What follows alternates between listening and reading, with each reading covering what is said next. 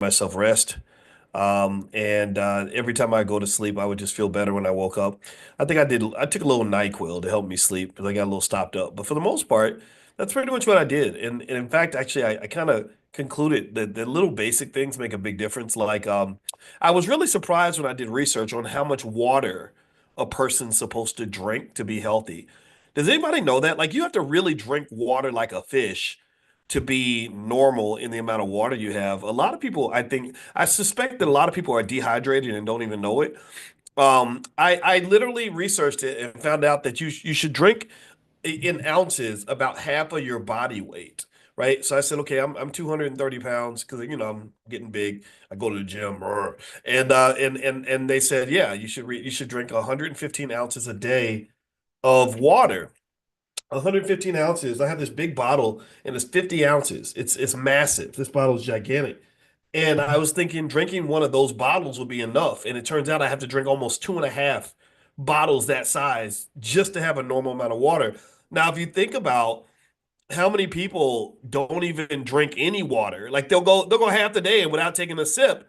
And I think this is something to think about, right? I also remember reading that most people don't get enough sleep. So lack of sleep, all these issues, cancer, what is it, Alzheimer's, all these things are connected to a lack of sleep and not enough water. And what was the other piece to that? I was thinking, just every day, like just when you go to the gym, when you're breathing, taking in all that oxygen, that makes a big difference. That'll help your brain in a million ways in terms of how you can think and process information. Lifting the weights, sweating a little bit cleanses you out. So really, if you want, I hope it's okay. I hope you'll indulge me because you guys know we talk about wealth every morning, but as we all know, health is wealth, but health is actually more important than wealth because if you don't take care of your health, then you'll lose all your wealth trying to go get your health back because you got to go pay those doctors and everything, right? So so let me just give like a quick little Dr. Boyce PSA. I am not a health expert. I'm not somebody who is a medical doctor or anything like that, but I have researched these things a little bit. So I would almost say that if you wanted to sort of take that step up and feel better, look better, and just be better, maybe number one, get plenty of sleep. Number two, drink a ton of water every day. Because I was really shocked by how much we jack up our bodies when we don't drink enough water. Like it's really, really bad. Next, sweat a little bit, every couple of days to cleanse yourself out. Breathe, do something that's going to put you out of breath. Some kind of exercise, even if it's jumping jacks in your house, and then do something that's going to activate like some of that natural testosterone that comes from weightlifting, things like that. And it's male or female. That there's studies that show that testosterone it heightens your mood. It can help you fight depression. It can help you have more confidence and feel stronger, right? So that's my formula. That's literally my formula. Sleep, drink, breathe, sweat, and lift. I gotta write that down. I should make that into an acronym. Let me see. Hold on. SL, sleep, drink, lift, breathe, and what was the other one? Sweat. Oh, that's right. I'll come up with something by tomorrow. So anyway, and I know some of you are really into holistic health and you know a lot more than I do. So if I said something that was a little bit off, forgive me. If I missed something, forgive me for that. But what I really find is that a lot can be done, whether you're talking about financial health or physical health, a lot can be done with the little things. It's always the little things that get us. It's the little stuff, And I don't know about y'all, but I saw poor TD Jakes. You saw what happened with him, and and he had an episode on the stage, and nobody knows what it is. And I wish him the best. I hope he's okay. I really do. Um, and just thought about that. He's not that old. He's 67. He's he's very successful, and I'm assuming he's going to be okay. Is he okay? Has anybody seen any updates? I mean, they say he's all right. I hope he didn't pass away or anything. But anyway, yeah, he was on stage. In case you didn't see it, TD Jakes was on stage and he was praying, and he's so smooth with it though. It was interesting. He's so smooth with it that literally he just stopped. He finishes the prayer and he just stops and he gets real silent and he's sitting there. And people, I think people thought that he was like meditating on Jesus or something. Like really, that's what I thought too. I was like, oh wow, he's a great speaker. Look at this man. He's just taking his time. And then I think after a while, first then people started clapping because they were like, "Oh, this is great. He's really getting into his inner connection to God." But then I think somebody said, wait a minute, he's not all right. Something's going on with him. So they ran up on the stage and helped him off. But anyway, first off, I wish him the best. I hope he's okay. I really do. But then second of all, every time I see a black man go through something like that, I think about what's going on with black men in general in terms of our health. I don't know about TD Jakes. I can't speak to him at all, and I'm not trying to at all. But I will say that I know how many of you give me a yes or no. Give me a yes if you know at least one black man who ain't been to the doctor since he was a newborn baby. Don't never go to the doctor. Or how many of y'all know at least one black man who's engaged in at least two or three behaviors each day that might eventually kill him? Like Tupac actually had that one verse in his song, Only God Can Judge Me. And he said, he was talking about young black men, and we were all young at that time. And he said, no more hesitation. Each and every black male's trapped, and they wonder why we're suicidal, running around strapped. And so what he's basically saying is that black men are killing themselves. They just don't do it in a traditional way, and it's because they're trapped. And so we've talked about this, right? We've talked about what it means to be in the trap and how we glorify the trap. We almost love the trap. We create scenarios that maintain the trap, right? The trap would not maintain itself without our permission.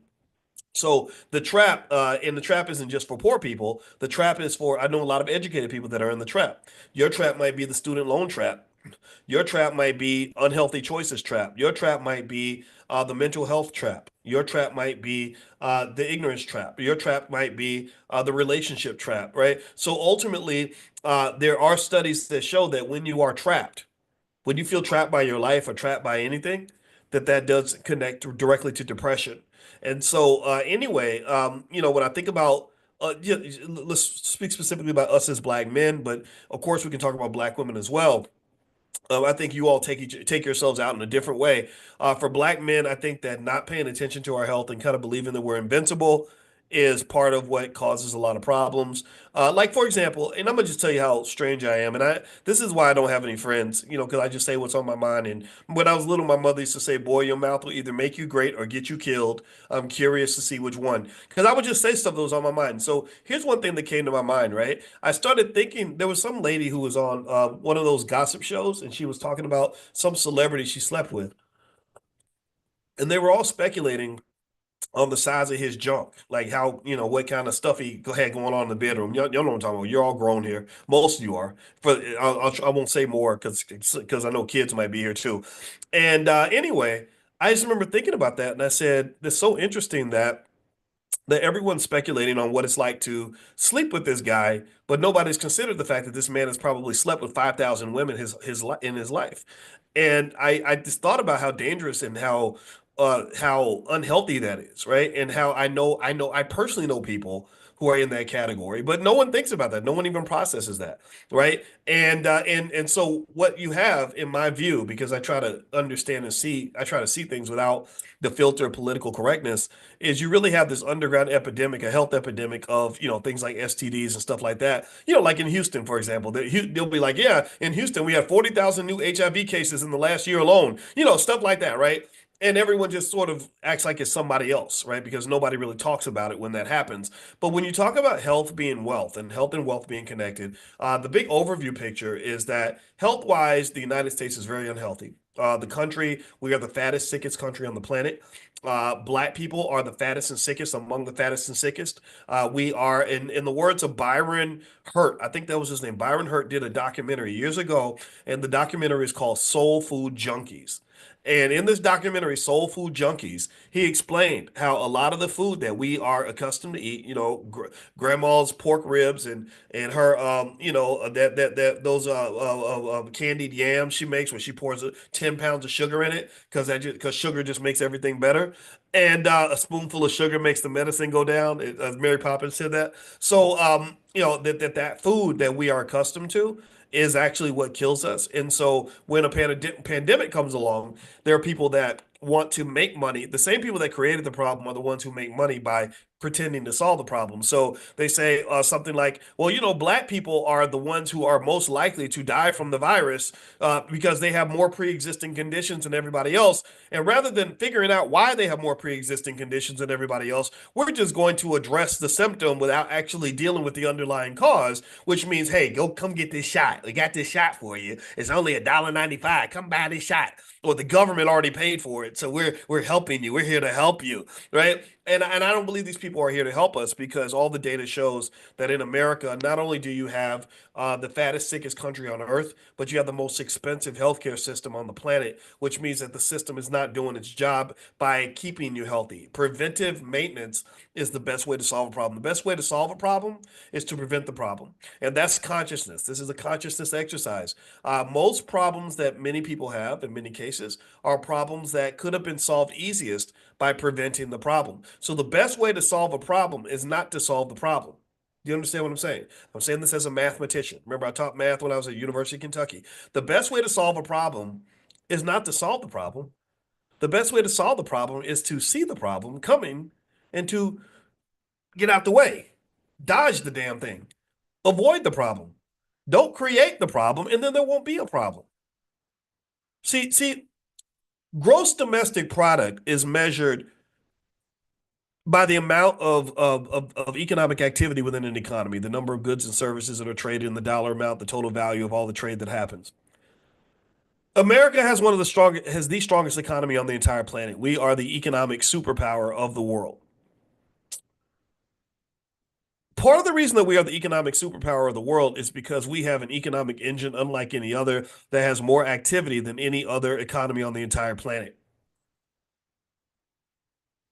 Part of the reason that we have more economic activity than any other country on any part of the planet is because we create more circumstances where there's an opportunity for economic activity to take place. So what that means is that the incentive of the capitalist at the end of the day is not just to get millions of people addicted to mass consumerism, so you're spending and buying every chance you get, but also to create enough problems that you have to engage in economic activity to solve those problems. And also, on top of that, you can engage in economic activity to create the problem. So let's give you an example. If you go into a grocery store, they will sell you sugary, fatty, toxic food that has ingredients that are literally illegal in other countries, just so you can eat it, get fat, get addicted, get cancer, get diabetes, and then when you get fat and sick and you're about to die, they say, "Oh, well, we got diabetes medication in the back." So we sold you the problem up front, and then we sold you the solution. We sold you the problem because at the front we're selling you the dopamine experience that you get from the high that you get from eating all that salty, fatty, sugary, toxic food. Food addiction is a very real thing. And then we sold you the solution because now you got a pain point. Now you got a problem. And oh, we can fix the problem for you. And it'll be the same company that'll own all these different industries. It's really fascinating actually. And so generally speaking, with consumerism, most consumerism is driven by one of two things. They always ask marketers, they say, "What are you selling? Are you selling a vitamin or are you selling a painkiller?" A vitamin or a painkiller, and not even a vitamin or a painkiller. Vitamins don't sell that well. Better yet, how about this? Are you selling candy or a painkiller? Are you selling something that's going to make people feel good? Or are you selling something that's going to help them avoid feeling bad? Because either way, you making money on the front end and the back end. So when I sell you the salty, fatty, sugary food, if I'm selling you the chocolate donuts in the front of the store, I'm the dope man. I'm selling you this sugar that's going to give you that high. That's going to help you, maybe deal with your stress from the fact that you've been trained to work 40 hours a week and spend more time with your boss than with your kids. And so you're hanging on the edge and you got this undiagnosed, untreated trauma that you never dealt with because you never even took the time to even stop and think about it because you're so busy trying to handle and take care of everything every day, right? So I say, here, just eat this donut. It'll make it all go away, right? So you eat the donuts and that's what you get used to doing. You become addicted to the sugar. Sugar addiction is very real, right? And then as the years go by and you start getting fatter and sicker and the problems start to emerge and start to compile, well, then at that point, I got a whole pharmaceutical industry that'll sell you not so much a cure for your problem, but something that'll just kind of manage it. That'll make it, that'll allow you to kind of lower your blood sugar so you can keep eating donuts, right? Or lower your blood pressure so you can keep on buying that delicious fried chicken at the front of the store. right? And this is what it is, right? So here's the thing, right? So here's a novel idea. I don't know if it's a novel idea, but it's my idea, and I'm going to lay it out there. I just thought about it today. Um, Maybe the best solution to saving money when you go into the store is to never go in the store in the first place.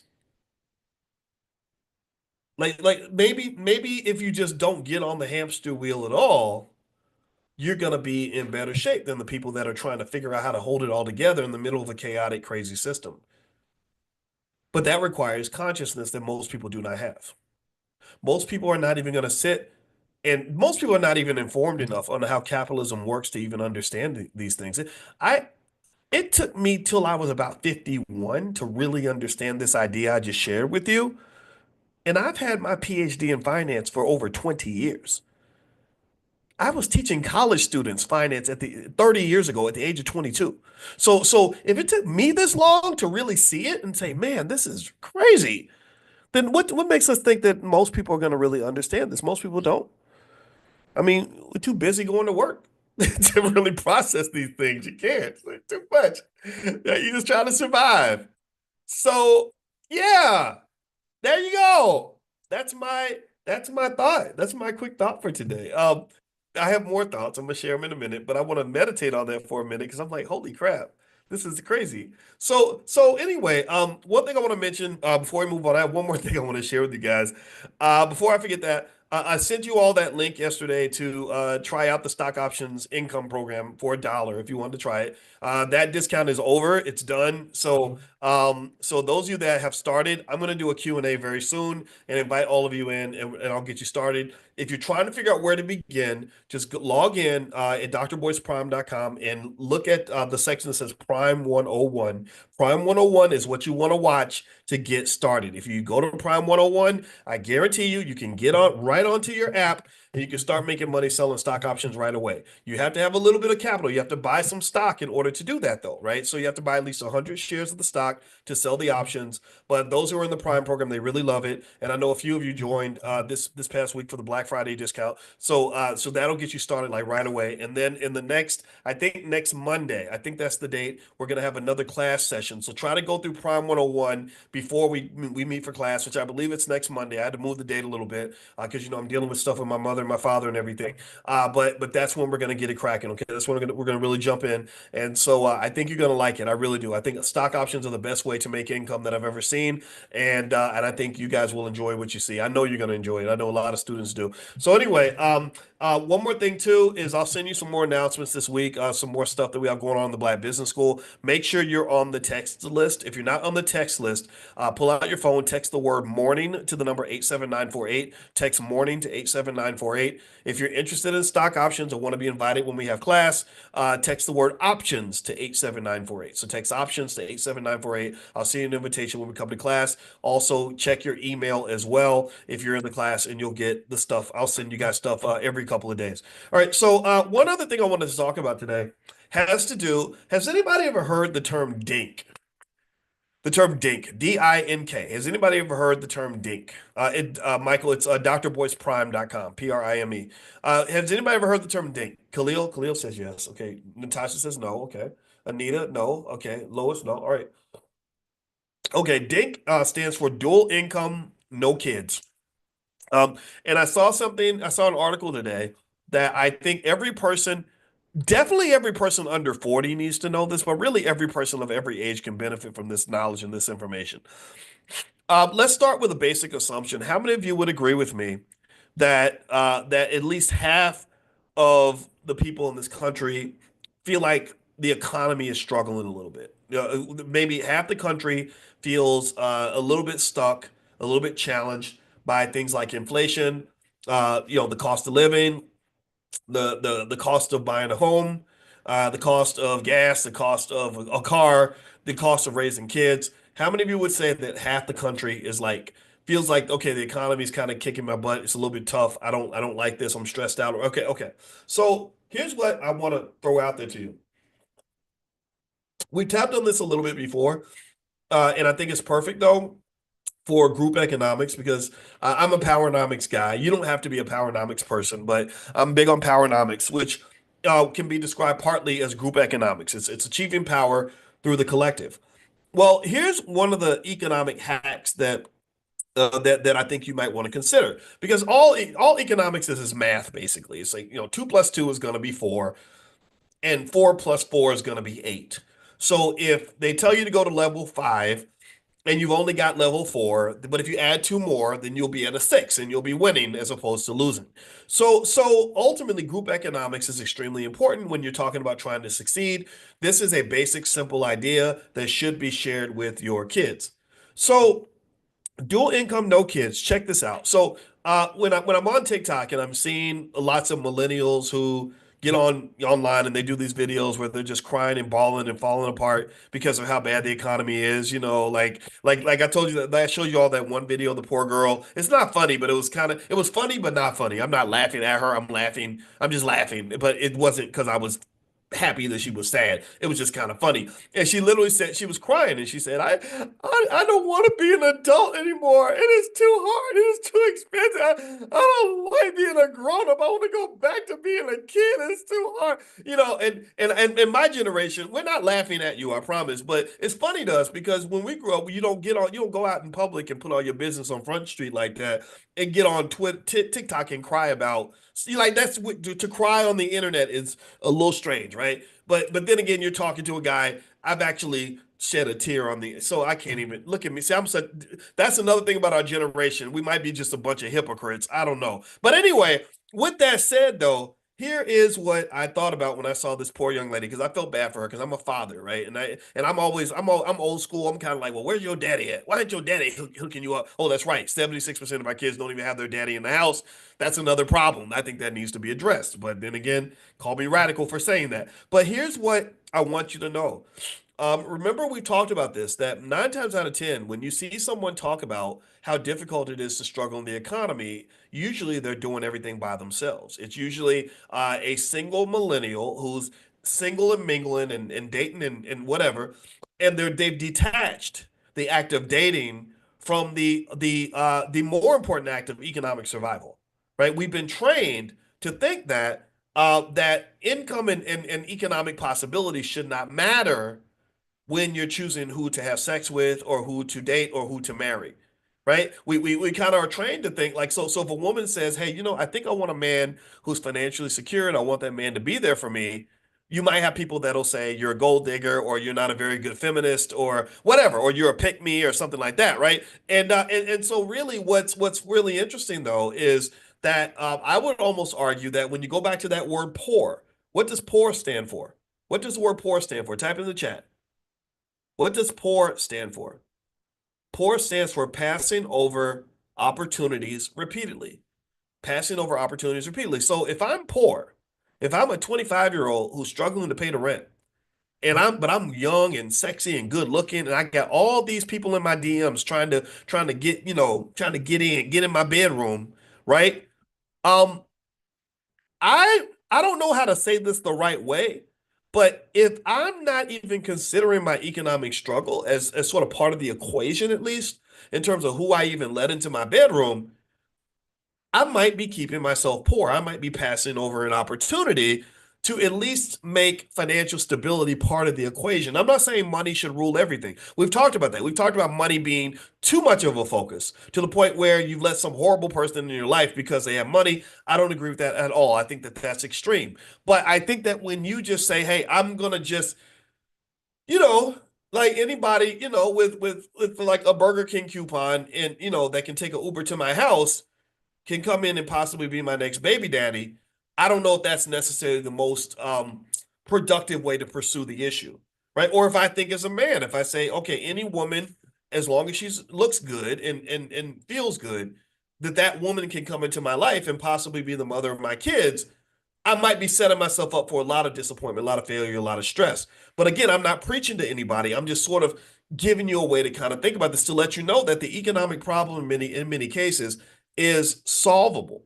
If you have people that want to come into your life and you're not considering what they're bringing into your life, then you might possibly be wasting your life a little bit. And I'm really thinking about people that are in that young age where they're out here, they're dating, and they're not even thinking for 1 second, like, hey, maybe this is a partnership that can enhance my life in ways other than just the physical or emotional affection. Maybe this person can also provide other types of security and support as I try to achieve the things I'm trying to achieve. So they can either make it easier for me to get to my goal, or maybe they have a goal that they're going to that's going to make it easier for the both of us. Right. So I'm struggling, you're struggling, but together we become like a corporate merger and achieve something that corporate mergers look for, which is called synergy. Synergy is where 2 plus 2 is not equal to 4. Synergy is where 2 plus 2 equals 6. That means we're complementing each other in a way where we're able to survive. So we're moving together in a house, and now our bills go down because we only have to pay for one house and one car instead of two houses and two cars. And then our income goes up because we can engage in specialization in our tasks. Maybe I stay home and do certain things in the house, and you go to work, or maybe you work at this hour and then I work at that hour, or whatever it is, right? Like these are all economic concepts. Synergy, complementarity, that's what they call it. That's how wealth is created. That's how wealth is created. Wealth is created by partnerships that create synergy and complementarity, where the whole is greater than the sum of its parts. That's one of the reasons, if you are political, that's one of the reasons that some economists have criticized Trump's approach to tariffs, because they've said tariffs will block economic activity between nations, which will ultimately reduce the gross domestic product of the world, because you will have fewer partnerships, fewer connections. You're building walls instead of breaking them down. That could be an economic problem. So here's what I want you to consider.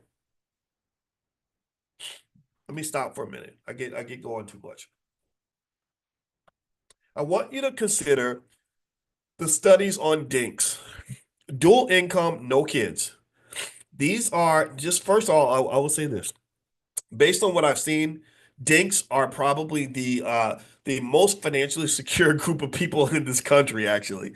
They tend to have the most free cash flow of any other group. And this is gay or straight, young or old. If you're dual income, no kids, then no kids means one big expense is not there. Dual income means you're partnering with another person. Income goes up, expenses go down. Works out pretty well. The only challenge, though, the only thing I'm going to say about the kids part is we talked about kids, though. Kids are not, they can either be an expense or an investment, depending on how you raise them. They're an expense if you just spend money and you just raise them, and you don't train them to be productive members of society. But if you raise them properly to honor the family, to show up for mom and daddy, and to be there for the people they love, then those kids become a massive asset later in life. Take it from a man who just drove my mama to the hospital yesterday. Okay, so take it from a man who's been in Florida for 2 weeks to be with my mother, right? So I will tell you this, that don't look at kids as a liability. Children are like any other asset. If you don't work the asset in a proper way and develop the asset, then the asset will become a liability. But if you manage the asset properly, raise the asset properly, that asset can be the best thing to ever happen to you. This is one of the reasons why one of the premises, one of the fundamental beliefs of the Black Business School is that we believe that we should educate our own kids. I don't believe in dropping them off to Miss Sally from the suburbs and hoping for the best. I believe we should educate our own children, create our own jobs, and support Black-owned businesses. I'm not saying everybody has to homeschool their kids, but I do think that when your kids come home, their primary educator needs to be you, because only you can teach them the values they're going to need to know to be a successful Black person in this society. Do we agree? Do you understand? I'm not judging. I'm not judging anything anybody's doing. I'm just telling you what I see. So here's the info on dinks. First off, in 2020, there were about 42 million couples living together without children, compared to 25 million with children. Dink couples, dual income, no kids. Couples have an average annual income of 138,000, with $9,000 more than dual income couples with kids. On average, dinks save $908 per month, more than double the $413 per month saved by dual income families with parents. 86% of dinks prioritize other life goals over having kids. Okay, that's just a fact. It's a choice. Spending habits. Dinks spend significantly more on dining and travel. So dinks, because they've got this extra cash, they're able to go out more. They're able to travel more. They're able to live a better life, live their best life. And then also the number of married couples without children grew 11% from 2010 to 2020, while those with children decreased by 6%. So that tells you what the trends are, right? But one of the big financial benefits of being a dink is that the dinks tend to have something that's really important in the growth of a business. Um, the benefit that dinks have that corporations have in a similar situation is free cash flow. Free cash flow is one of the most important variables in measuring the value of a company because it's basically just money that you have after you pay your expenses. So what you tend to have with a lot of the people that are struggling, particularly single moms or young millennials that are just trying to get used to the economy, is that your income is here, but your bills are here, right? So you're basically in this situation, or maybe your income and your bills are battling it out, where literally after you pay everything, you have nothing left over. And what makes a big difference in a person's financial comfort level is the ability to have some type of surplus, because that surplus doesn't just give you financial peace. I mean, it relieves that anxiety tremendously to have that little bit of extra cushion, but it also gives you more security. That means that if something happens and you lose your job or something breaks down or you got to get your car fixed, you got a little extra money to deal with that. But then also gives you the most important part of the wealth building process, which is the ability to actually take that surplus and build it into some sort of stock of wealth. You're supposed to take the surplus, put some of it to the side, do that consistently every month. Over time, you have wealth. And you're supposed to do this across generations so that the surplus built in the previous two generations adds to the surplus that you have right now. That's not how wealth is really done in America. So you have a lot more potential to save. Also, on top of that, when you're building that extra wealth, well, that's when you get to the chance to actually thrive. That's when you're out investing. That's when you're out buying. You're out buying property. You're out buying stock. You're buying all these things that are going to add to your life. Also, dinks tend to have lower debt levels because that extra cash flow can do what? It can pay off your debt. So the student loan debts and all those other things end up disappearing. So you can actually get to the position of being able to actually do well for yourself. And the list goes on and on and on, right? So ultimately, what I would say to you is that this goes back to something I've been stating since the very beginning, that you cannot disconnect relationships from the wealth building process. I think that a person who is a master of relationships is 9 times out of 10 going to do better from an economic standpoint than a person who isn't good at relationships. And the thing about relationships is that relationships are heavily impacted by trauma and how much trauma you've experienced and how much of that trauma you've healed from. If you are a highly traumatized person who has not healed from the trauma, then you're going to have a hard time forming relationships because you don't trust anybody. So when you, or at the very least, when you have relationships, you're going to run away as soon as something goes wrong. You won't have the resilience to stick with it because you're so afraid of being hurt again. So next thing you know, you're doing everything by yourself, which is going to make things harder for you economically.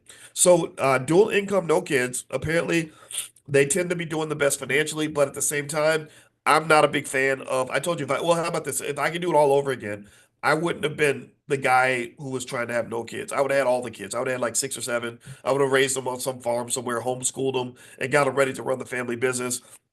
But I'm 53 now, and I ain't trying to have no kids right now. And my wife has 3 kids that I love to death, so that's enough. One of them actually works with me in my business. In fact, if you order my book, she's actually the one that's going to ship it to you. So I love the kids, and it's an awesome experience. But long story short, I will tell you to consider that when you're talking about building wealth, you have to find your buddies, find your teammates, find your partners, and if you do it the right way and everybody knows how to treat each other properly and everybody knows what their responsibility is, you will find that the things that used to be hard suddenly become easy, because when you come together as a group, you're not just you're not just supporting each other.